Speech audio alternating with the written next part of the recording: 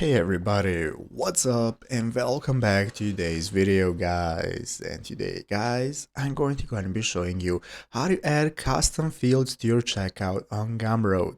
This is a very simple thing to do, so make sure to watch this quick and easy video till the very end, follow my steps correctly so you can make sure that this works the same for you and you can do this yourself. But yeah guys, let's get straight into it.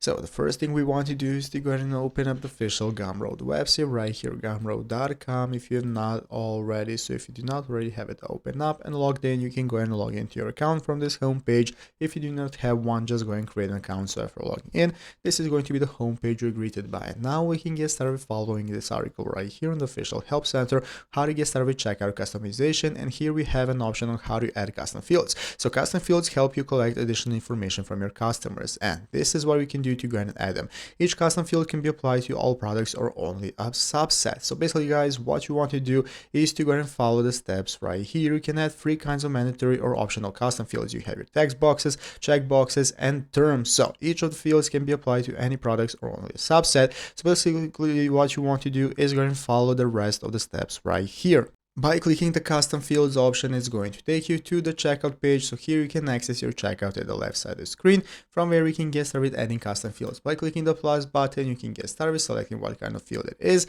and then if it is required or not, give it a label, product section, and so on. And once you're satisfied, just click save changes in the upper right corner, and this is going to enable you to add that custom field to your store, and that is how it's done. So I hope this video was helpful. If it was, make sure to leave a like, subscribe to the channel. Thanks for watching, take care, and bye.